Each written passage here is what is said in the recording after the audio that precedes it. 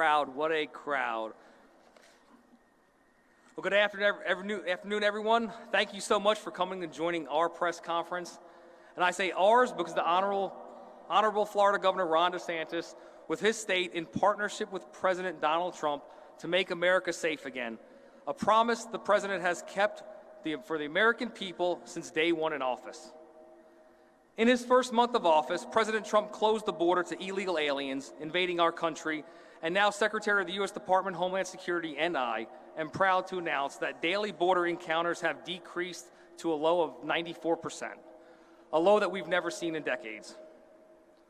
I know Secretary Noem is remiss she cannot be here, but given the President's emergency declaration for the deadly flooding in Kentucky, she's where she needs to be to get the Kentuckians the recovery, support, and resources they so desperately need.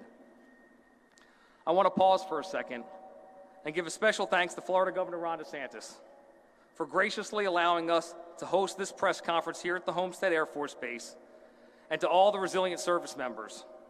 Thank you for all you do to keep our country safe, for your noble service to the United States of America, and all the other state and local law enforcement officers here today, thank you. We're here to discuss border security, specifically the U.S. Immigration and Customs Enforcement ICE 287G program. In a nutshell, this program allows ICE to give state and local law enforcement officials the authority to perform the same duties as ICE officers, identify criminal illegal aliens invading our country. So you may wonder, what makes the 287G program unique? For one, state and local law enforcement agencies, such as here in Florida, voluntarily participate in this program, working in collaboration with ICE. And I must add, the key to the success of this program under President Trump is the cooperation with law enforcement to amicably collaborate with ICE to apprehend aliens with serious criminal records, who under President Biden were released from state and local detention instead of safely being transferred to other jail or correctional facilities pending their removal. Secondly, the 287G functions utilizing three models: the warrant service officer model, the jail enforcement model, and the task force model. The warrant service officer model program allows ICE to train and authorize state and local law enforcement officers to serve in executive administrative warrants on aliens in their custody. The jail enforcement model is designed to identify and process removed aliens with pending criminal charges who are arrested by state and local law enforcement. And then the task force model serves as a force multiplier for law enforcement agencies, enabling them to enforce immigration violations in their routine police duties. All three models, the warrant service officer model, the jail enforcement model, and the task force model, serve the same purpose: to rid our country of criminal aliens invading our communities, while simultaneously reducing criminal aliens back into the country. ICE's warrant service officer model, jail enforcement model, and the task force model highlight the effectiveness of President Trump's executive order, protecting the American people against invasion, aimed at removing and stopping illegal aliens from invading our country. In fact, ICE arrests have doubled, and arrests out of fugitives have tripled under his watch, all during the first month in office. Most importantly, ICE partnerships with state and local law enforcement officers directly correlates and reflects President Trump's promise to carry out mass deportations. The ICE 287G program enhances public safety by allowing ICE partnerships with state and local enforcement agencies to identify and remove incarcerated aliens before they're released back into our communities. And as of February 25th, 2025, ICE has signed 80 warrant service officer agreements in 12 states, 64 jail enforcement agreements in 17 states, and 17 task force agreements in 6 states.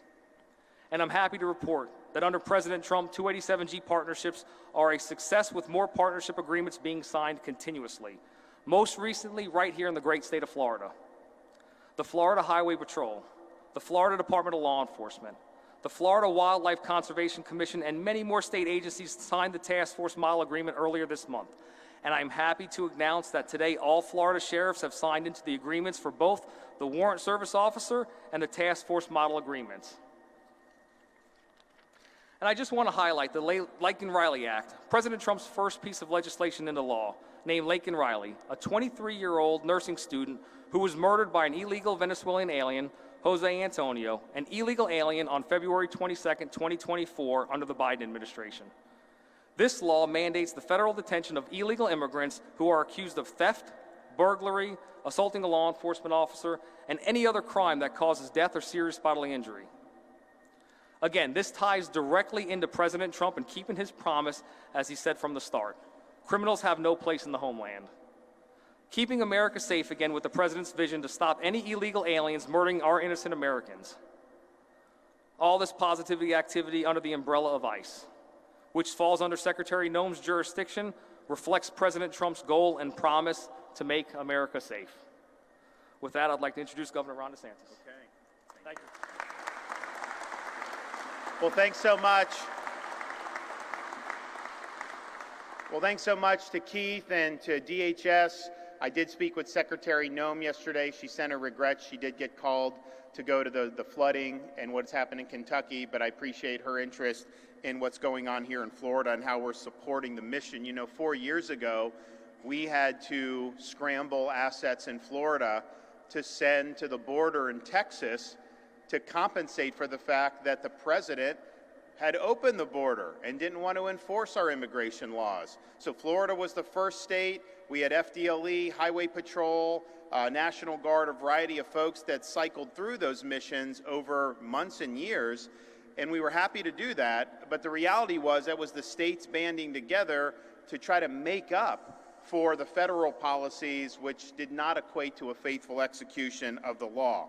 We also, and that was our Operation Lone Star, we also launched Operation Vigilant Sentry for the coastal interdictions. And we know we've got a lot of great Coast Guard folks, we've got a lot of great CBP folks. The reality was there weren't enough folks there during the Biden administration to stop all the vessels. So we surged Marine assets. I know you look at, I saw Sheriff Bradshaw from Palm Beach. They've got awesome radar. They can kind of do this. So this has kind of become a great science where you see boats with people. Illegals will have arms and guns sometimes. Sometimes they'll have drugs. But the reality is we have a right to protect our coastline and our border.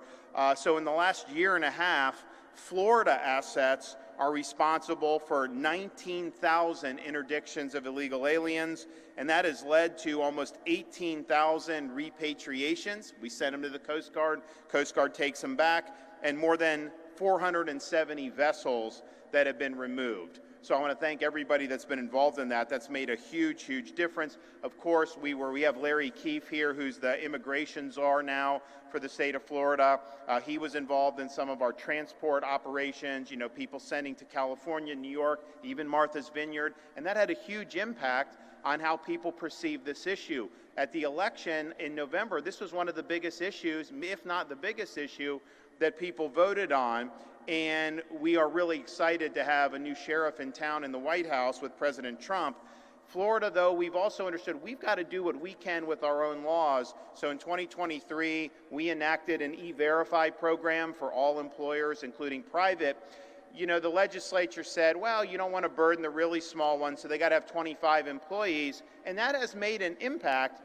But there's now a bill filed in the Florida House to say, let's just do full-blown for all employers. So I support that. I think it would be great. And I think it helps remove the magnets that cause people to want to come here illegally in the first place. We can do all the interdictions in the interior enforcement, and we will. We'll be helpful. And I know there's a newfound sense of purpose in the federal assets given the change of administration. But if you just remove those enticements, then that goes a long way to solving the problem as well. So in Florida, we're on board for that. We want to make sure that the legislature, this bill's filed. I think they're going to pass it, and we want to make sure that we get that signed into law as soon as possible.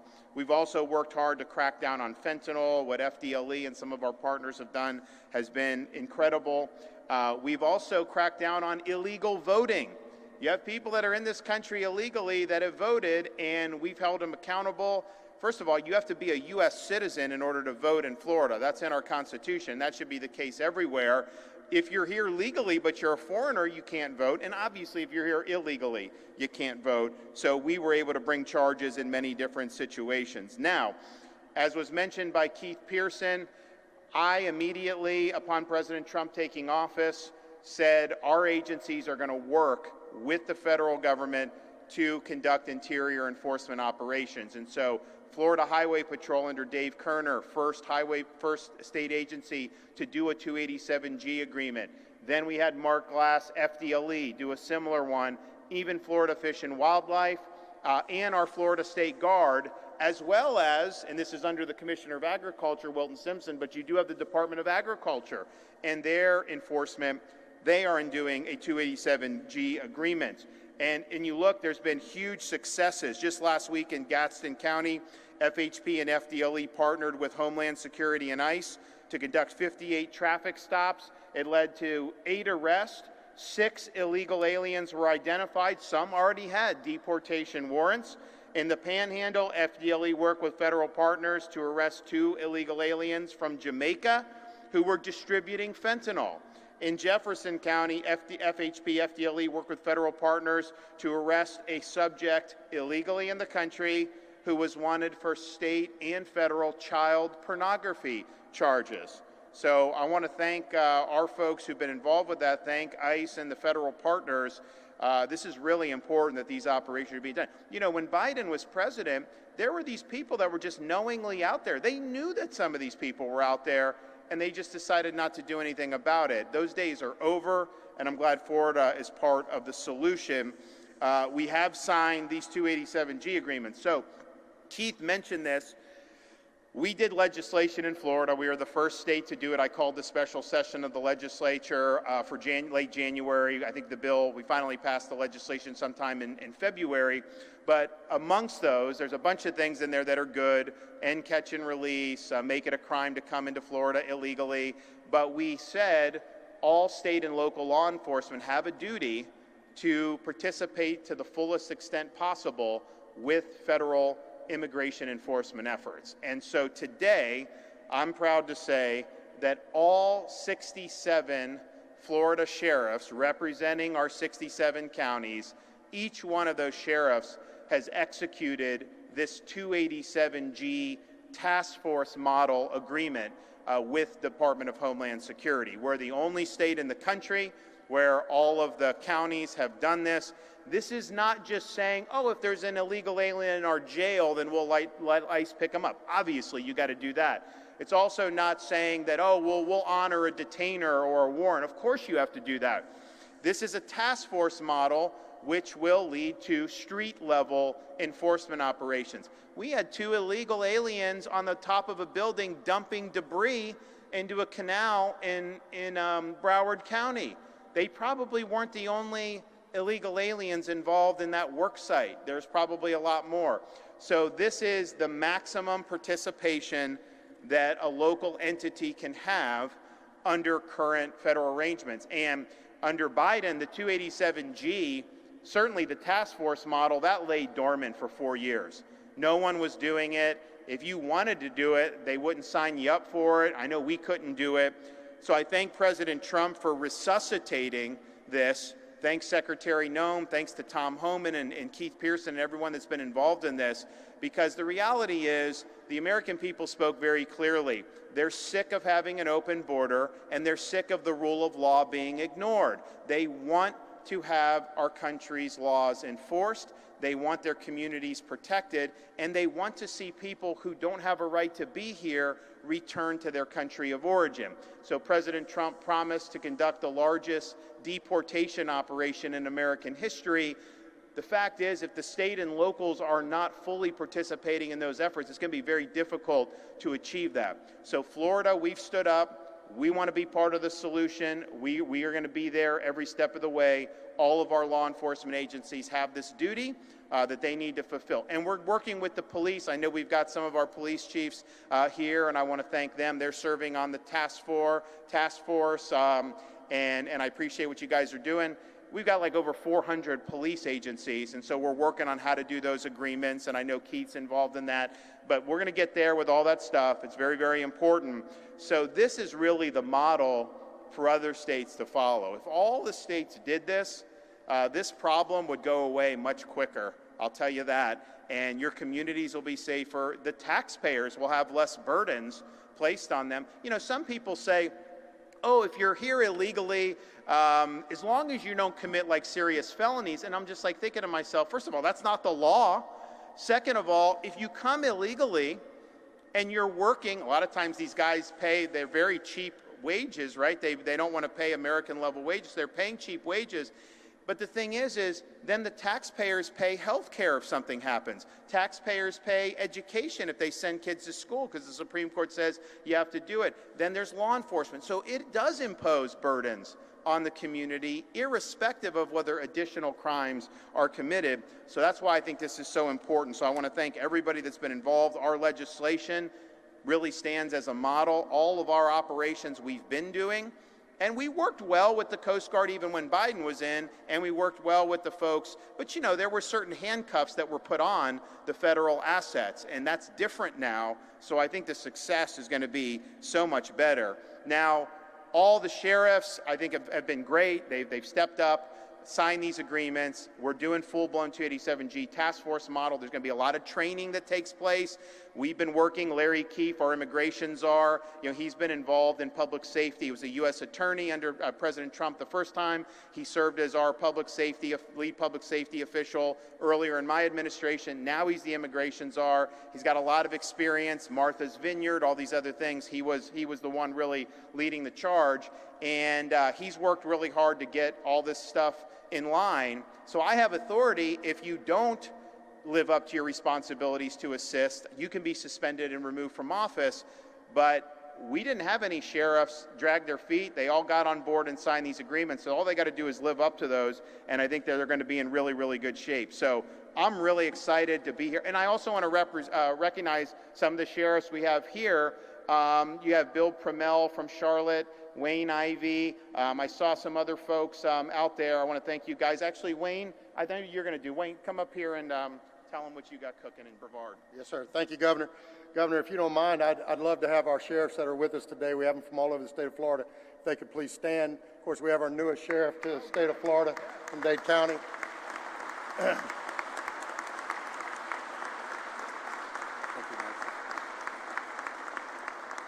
Governor, the best way I can put it, sir, is thanks to you and the leadership from our legislature, Florida sheriffs, our partners with the state and our chiefs from our local agencies, we are ready to roll, sir. These new tools, these new resources that you've given us through this newly passed state law gives us exactly what we need to be a force multiplier for our federal partners. And that's what this really boils down to. It is a force multiplier. It gives us the ability to not only to work with our federal partners to enforce the immigration laws, but also to enforce our new state laws that are so important to us, that were such a big part of the special session, giving us those tools to, if somebody is in our country illegally, they're going back. If somebody's in the state of Florida that's here in our country illegally, this new law gives us the ability to hold them accountable and to take them in, sir. And we appreciate it. We are blessed. You look at any other crime in our country, and what you see is that when it crosses state lines, local, state, and federal partners all work together. That hasn't always been the case on immigration. But today, thanks to these agreements that have been signed, the task force model, thanks to the new state law that we have, we're all working together for the same thing, and that is to keep Florida's communities the safest in the country. And we're doing one other thing, and that is we are setting the table for other states to follow. Under Governor DeSantis, his leadership, our state has always been called the free state of Florida, and we are going to make sure that other states follow suit, and we give them a model that will work for them just as it's working for us. Thank you, Governor. Okay, thanks.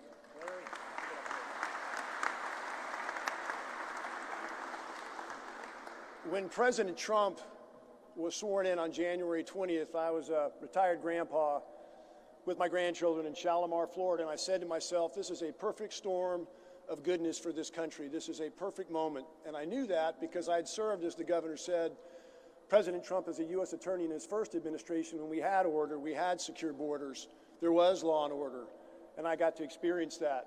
When that administration ended and our country's borders opened and law and order didn't mean anything anymore, I wanted to get back to work, and I went back to work for Governor DeSantis as the public safety czar. We were fighting a war against these open borders and against this invasion of illegal aliens in Florida, in each of the states, in each of our communities, with one hand tied behind our back, and quite frankly, two hands tied behind our back, because we did not have, at that time, the federal leadership that we needed for federal support. And so we had to fight the fight as we could fight it, with relocations to Martha's Vineyard or whatever we could do to fight back and not take it. So on January 20th of this year, when I was in Shalimar, there was a perfect storm. I wasn't in the game anymore. I wasn't on the field playing. I was just a granddad. But I said, man, I would love to get into this perfect storm. We have President Trump as a president in his second administration, fired up after what he's seen the last 4 years. We have Governor DeSantis in our cabinet. And then a few weeks later, we have a special session where our legislature and our cabinet and Governor DeSantis came together to create this legislation, to create these tools, to let Florida and the other states, if they have the will, and other local communities, if you have the will, the resolve, and the attention, to find them, sort them, detain them, and deport them. Total relentless, no BS, straight on it. You hear President Trump say it every day, mass deportation. So we want Florida. We like to compete with Texas, Oklahoma, the other states. We are ready to be the #1 state, the bellwether, the leader of the Florida blueprint on how you do it. And a perfect poster sheriff in this regard is Sheriff Wayne Ivey of Brevard County. Sheriff Ivey, I'm not going to steal his thunder or leak any of your classified intel of your program, but you watch and see what happens in Brevard County, Florida with Sheriff Wayne Ivey as the example of the kind of sheriff that I'm here to serve, support, get him what he needs. That's what the Florida legislature has said. That's what Governor DeSantis, that's what our cabinet has said, and it's what our president wants. It's nothing like having a clear mission. So thank you. Thank you.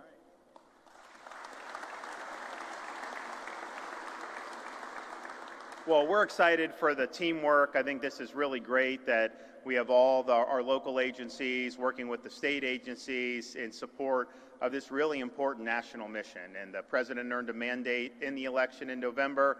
And I think if you look at the dizzying pace that they've set, he's intent on fulfilling all the mandates that he has for change and for action, this being one of the most important issues. So we're on the team. No state has done more to support these efforts.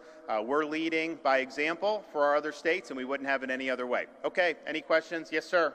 Governor, 2 questions. So are you going to be pushing kind of a quota for these agencies to kind of meet, similar to how there's kind of like a daily quota that the federal government wants to reach on cracking down on the number of illegal immigrants that are in the state? And then 2, Congressman Myron Donald's officially entered the race for governor.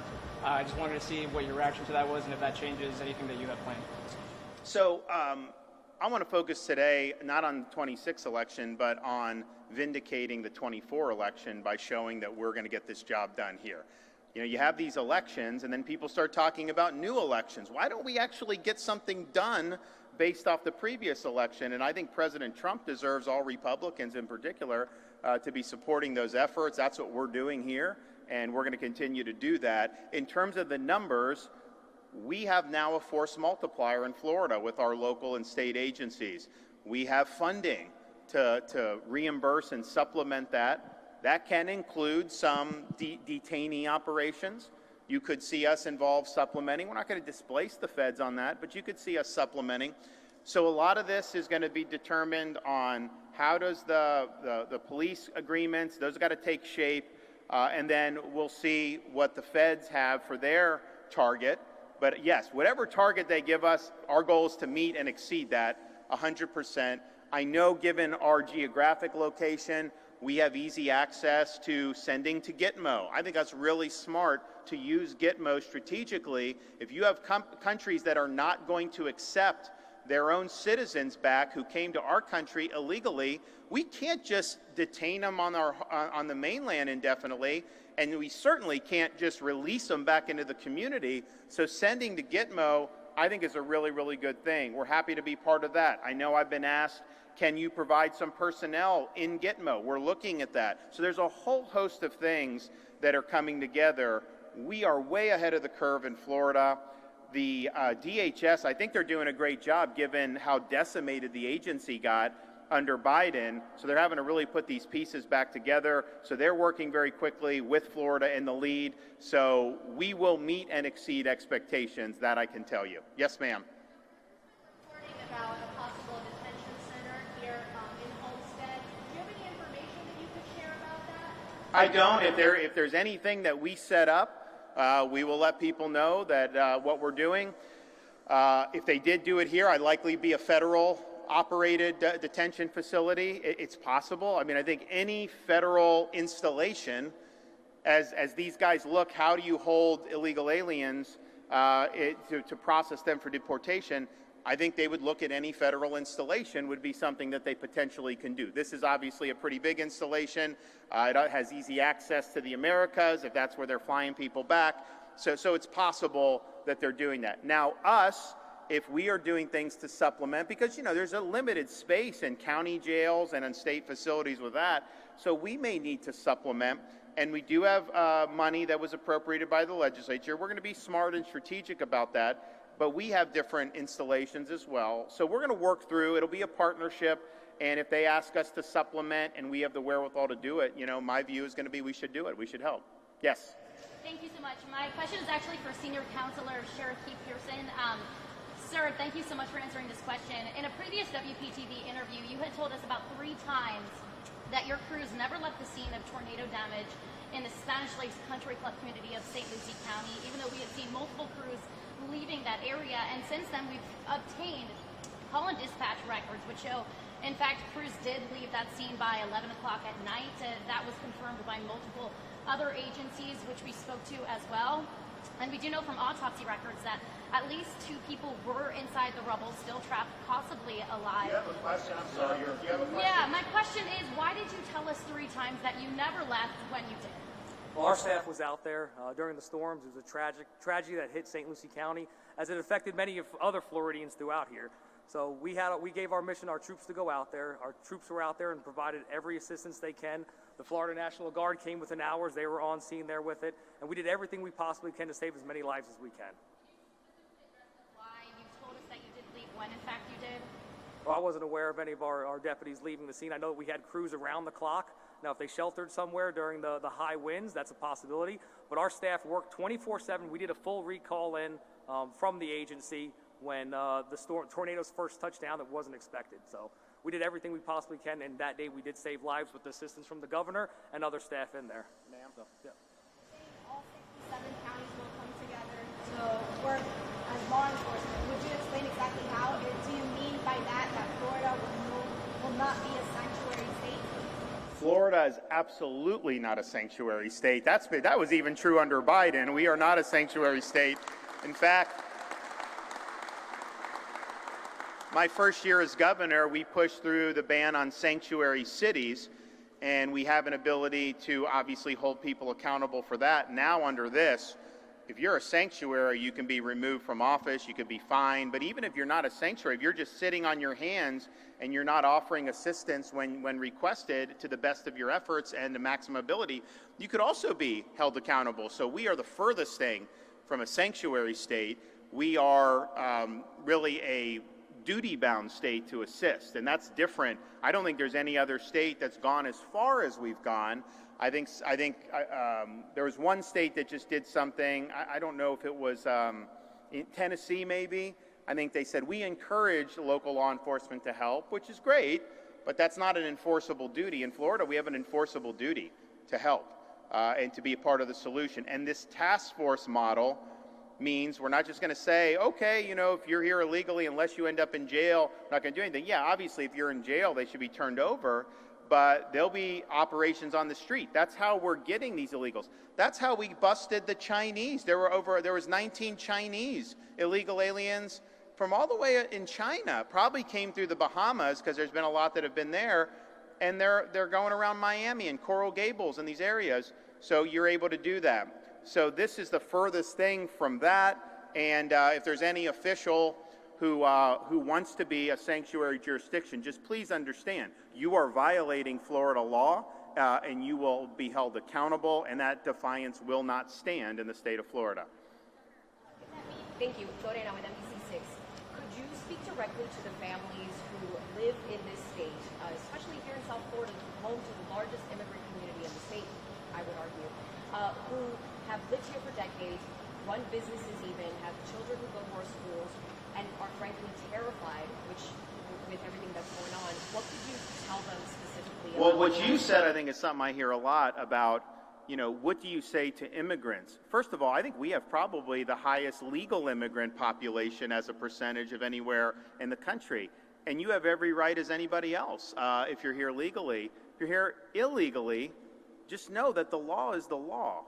And I understand, like, not everyone who's here illegally is necessarily committing serious crimes, but you either have a country or you don't, and I know the president is intent on making sure that the law is applied. But I think it's wrong when the media conflates an illegal alien with somebody who has immigrated here under some of our lawful programs. And we've had a lot of folks that have done that over many years. And honestly, I think a lot of them are the ones that hate the illegal immigration the most, because it's like, why did they go through some of these processes if other folks don't have to do it? So I do think there's an attempt on the left to try to act like anybody that wasn't natural born, it could somehow be sent away. And if you've come legally and like you're a naturalized citizen or you're here legally with a green card, that's much different than somebody who is here illegally. And you have, and some of this stuff can be in flux.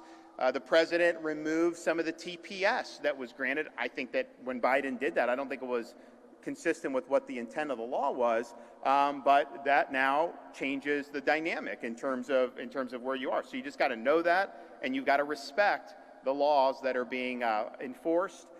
And if there's things that are rolled back through executive discretion, you have to recognize that as well. That's just the way the world works. Yes, ma'am. Oh, sorry, you already got one. Who we go? Why don't we go right here? Yes, sir. Governor Christian with Levelton News. Can you elaborate a little bit more on how the state is able to fund this effort, especially now with the Sheriff's Office agreement? And also, have you had any conversations with the Trump administration about if there is an influx of detained migrants providing infrastructure if needed? So 287G, there is federal reimbursements available for operations. We also just had appropriated $250 million from the legislature to be able to supplement and to reimburse through these grant programs our municipal and county law enforcement agencies. And what I said from the beginning on that is we want everyone to have a duty to be on the team and to be part of the solution and to assist with the enforcement. But we don't believe in unfunded mandates, and we are going to have adequate money. So that money's there. At the next cabinet meeting, I think we're going to decide on the criteria that we're going to use for the grant operations. For example, there may be some grants for some detention operations, but and that'll be we'll codify what that looks like. There'll be some grants for additional personnel, additional training.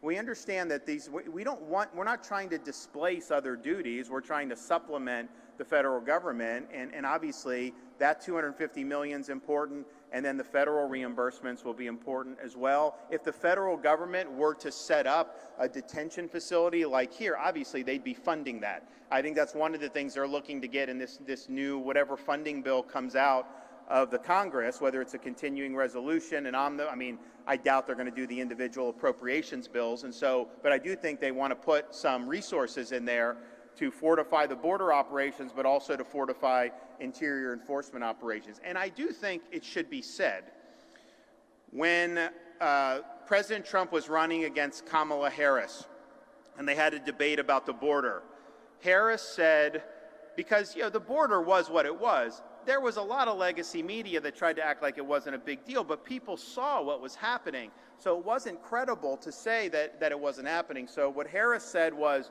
well, we wanted an immigration bill and you guys helped tank it. That would have helped us secure the border. And then candidate Trump turned to her and said, you don't need a bill, just do it. So he became president, and what happened? Did he need a bill to secure our country? No, he just did it. And so you have a 94% drop in border crossings since January 20th, and year over year, however you want to do it. That's remarkable. That shows what Biden and Harris were saying was not true. They were selling you snake oil. You didn't need legislation. You just needed a determined president. So I think that's a great success story already. I know there's going to be more that they need to do at the border. I think they need to actually finish the border wall, because if someone like Biden becomes president again, if you have a wall, they can't really it's hard to take that down.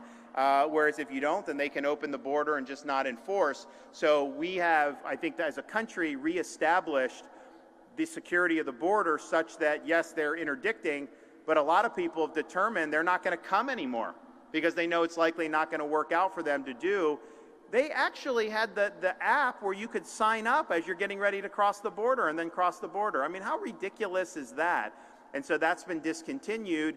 And you had a lot of people during Biden's time that would pay coyotes thousands of dollars to be able to be shepherded across our southern border. Just think of all the abuse that occurred just because of that. How many young people, these young girls, have been abused, sexually abused, sold into human trafficking?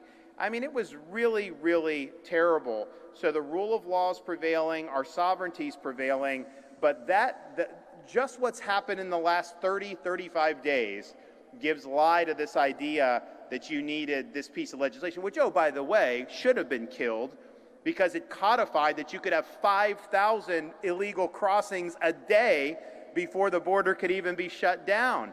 I think the appropriate number of crossings is 0. We don't want any illegal crossings. 5,000? Are you kidding me? So it was a total ruse from the beginning, and the president's actions have really have shown that that was a lie, that you needed to do that. So I commend the president, I commend the Trump administration for what they've done at the border. I know they're working really hard on interior enforcement. It's obviously doing better than it was under Biden, but we need all the states to do what Florida's doing. If we all get on board, I think you're going to see a great success story. If you allow states like California and New York to sabotage these operations, that's going to make it much more difficult if they're sanctuary states. But even if you have normal red states who just don't want to be involved, that's going to make it more difficult as well. So I want to thank everybody here, our federal partners, our state agencies, our police, and our sheriffs. This is a team effort. Everyone understands the people that elect us to these positions, they want to see this problem solved once and for all. Thank you, everybody. Take care.